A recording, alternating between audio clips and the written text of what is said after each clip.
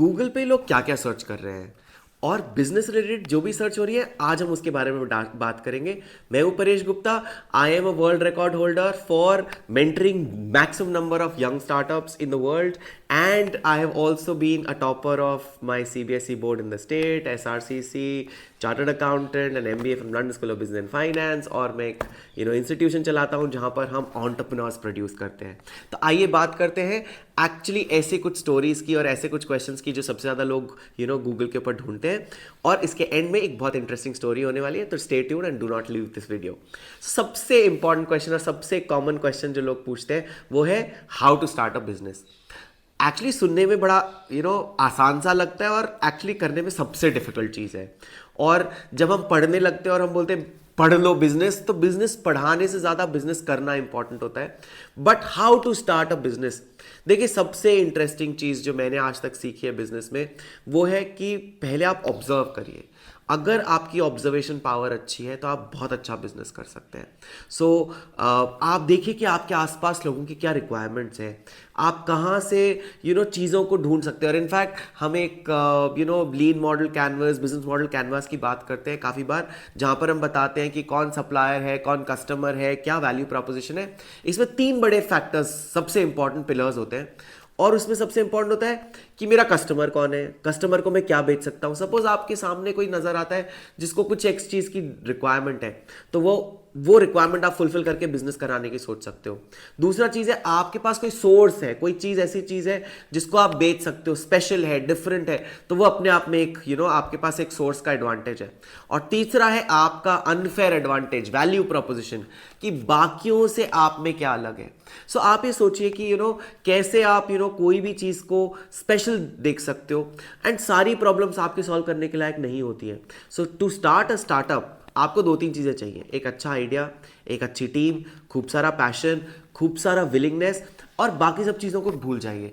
पैसा आ जाएगा, बाकी सब चीज़ें आ जाएंगी। फेल होना इज ओके, आप फेल करिए, वापस से आगे बढ़िए, बट चीज़ें आगे बढ़ती जाएंगी। So start learning how others did it. बिल्कुल मत शर्माइए, लोगों से बेशर्म होकर पूछिए आपको क्या चाहिए, आपकी क्या रिक्वायरमेंट्स हैं। मेंटर के पास जाइए, उससे बात करिए, and you will be able to start a startup as soon as you hit that right chord. आपके दिमाग में एक बार बात आ गई ये मुझे करना है, तो फिर वो जरूर होगा, आप चिंता मत करिए। The next question which is about how to register a business. सबसे बड़ा प्रॉब्लम है कि बिजनेस की टाइप क्या है, और उसके अंदर सोल प्रोप्राइटरशिप हो सकता है, पार्टनरशिप हो सकता है, लिमिटेड लाइबिलिटी पार्टनरशिप हो सकता है, प्राइवेट लिमिटेड हो सकता है, you can have 1 person company, इतने सारे ऑप्शंस हैं। क्वेश्चन ये है जो आप रजिस्ट्रेशन की बात कर रहे हैं उसका पर्पस क्या है। रजिस्ट्रेशन एक बहुत सिंपल है, आप अगर सोल प्रोप्राइटर हो, खुद का ही बिजनेस है, आपको कोई रजिस्ट्रेशन की जरूरत नहीं है। आप बैंक के पास जाइए, सेल्फ डिक्लेरेशन करिए, वो आपको रजिस्टर करके दे देंगे, काम खत्म, आपकी सोल प्रोप्राइटरशिप चालू हो गई। आपको अगर शॉप एक्ट में जाना है, MSME में जाकर के आप एक शॉप एक्ट का फॉर्म भर दीजिए, आपका काम हो जाता है। आप स्टार्टअप इंडिया की वेबसाइट पर जाइए, आप वहां पर जाकर के रजिस्टर कर दीजिए, आप बोलिए आप सोल प्रोप्राइटरशिप है, ये है, वो सोल प्रोप्राइटरशिप को आपको एक्सेप्ट कर लेंगे। बट जैसे ही आप इसको नेक्स्ट लेवल पे लेते जाते हैं, जैसे पार्टनरशिप फर्म है, तो आपको एक स्टैम्प पेपर पे जाकर पार्टनरशिप डीड साइन कर लेनी चाहिए। All the verbal partnership is accepted in this country, तो ऐसा कोई प्रॉब्लम नहीं है। रजिस्टर ना भी हुआ तो क्या हुआ, बट लीगल स्टैंड पॉइंट पे इट इज ऑलवेज बेनिफिशियल कि आप स्टैम्प पेपर लीजिए, उसके ऊपर एक पार्टनरशिप डीड रखिए, चीज़ों को लिखिए और रजिस्टर कर दीजिए। कंपनी बनानी है, पूरा प्रोसेस लगेगा, उसके अंदर आपको कंपनीज डिपार्टमेंट पे जाना पड़ेगा, रजिस्ट्रार ऑफ कंपनीज के पास जाना पड़ेगा, सर्टिफिकेट ऑफ इनकॉर्पोरेशन लेना पड़ेगा, memorandum and articles of association बनाने पड़ेंगे। आपको इसके अंदर थोड़ी सी हेल्प लग सकती है किसी चार्टर्ड अकाउंटेंट की, तो आप अगर कंपनी बनाने की सोच रहे हैं या LLP बनाने की सोच रहे हैं तो वो रजिस्टर करिए। और उसके बाद फिर मल्टीपल गवर्नमेंट स्कीम्स के लिए रजिस्ट्रेशन एक नेक्स्ट लेवल है। कि फॉर एग्जांपल आपको स्टार्टअप इंडिया स्कीम का फायदा उठाना है तो स्टार्टअप इंडिया की वेबसाइट पे जाइए, आपको MSME का फायदा उठाना है तो MSME की साइट पे जाइए, आपको जो भी डिपार्टमेंट रेलेवेंट लगता है, department of IT, department of this, department of that, आपको उन सब की साइट पे अलग अलग जाके रजिस्टर करना पड़ेगा। बट वो सेल्फ डिक्लेरेशन होता है, वहां पे जाकर आपको कुछ और स्पेशल फॉर्मेलिटीज करने की जरूरत नहीं है। Let's look at the third question, how to write a business plan. Now business plan बहुत ही वेग लगता है, और वेग इसलिए लगता है बिकॉज हमें लगता है यार बिजनेस प्लान ही तो लिखना है, बिजनेस प्लान लिखे जा रहे हैं, and we just kind of think it's a copy paste situation. But अगर आप सेंसिबली सोचेंगे तो एक बिजनेस प्लान आपको बहुत बहुत क्लैरिटी देने वाला है अपने बिजनेस को फ्यूचर में रियलिस्टिकली चलाने के लिए। मैं आपको एक बहुत सिंपल एग्जांपल देता हूँ। हम एक चीज़ पढ़ाते हैं which is called unit economics, जिसके अंदर हम बोलते हैं कि आपके कितने आइटम्स बिकेंगे तब जाकर के आप प्रॉफिटेबल बनेंगे। एक पर आइटम आपकी कॉस्ट और पर आइटम प्रॉफिट और पर आइटम प्रॉफिटेबिलिटी कितनी है। अगर आप ये निकाल सकते हैं तो आपको ये पता चल जाएगा कि मुझे कम से कम भी इतने प्रोडक्ट तो बेचने पड़ेंगे before I start generating profits. और इसका मतलब ये होगा कि आप एक्चुअली एक बिजनेस प्लान बनाते समय ये ध्यान रखेंगे कि यार मुझे 3 साल के अंदर कम से कम प्रॉफिटेबल बनना है, तो मुझे इतना अचीव करना है। ये टारगेट अचीव करने के लिए मुझे बैक ट्रैक करके ये बनाना पड़ेगा और इसको ढंग से बनाइए।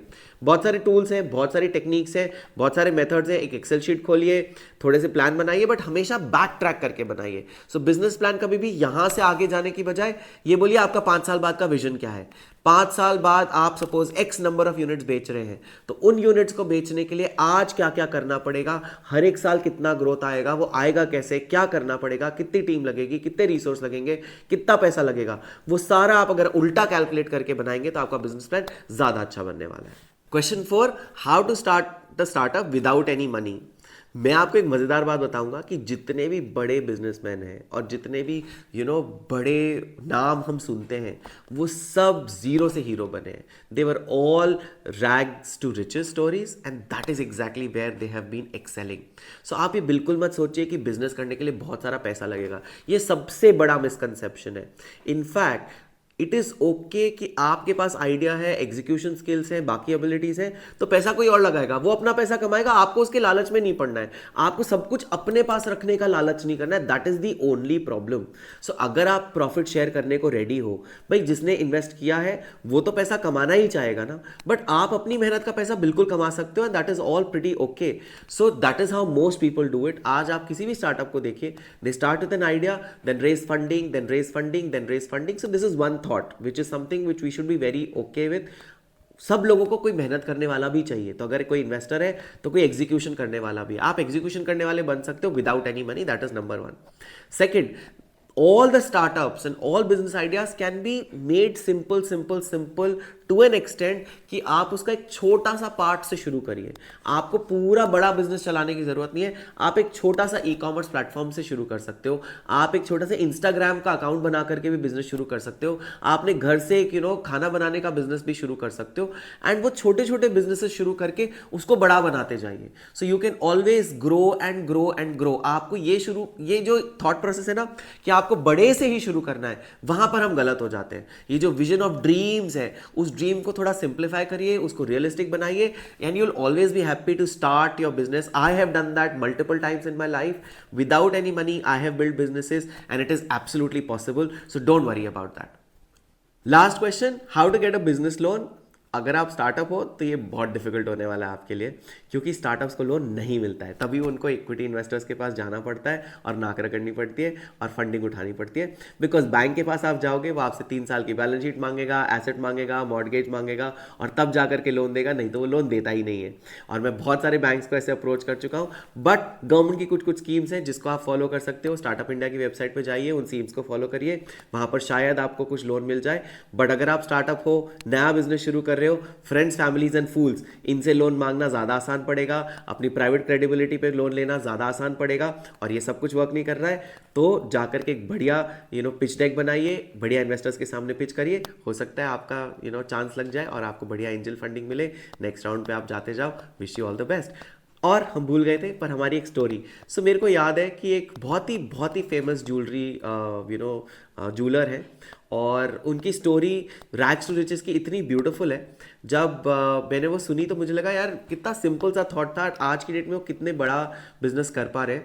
So this man was almost penniless और वो अपने घर से निकल गए और जयपुर शहर के हैं वो। जयपुर छोड़ करके फिर गांव स्कूटर लेकर के ऐसे भटक रहे थे। समझ नहीं आ रहा था क्या करें, कैसे करें, क्या हो रहा है। एंड उन्होंने ना फिर ऐसे गांव की राजस्थानी फीमेल्स को ऐसे वॉक करते हुए देखा। और जैसे ही उन्होंने देखा यार ये तो बहुत ही इंटरेस्टिंग ज्वेलरी पहनती है।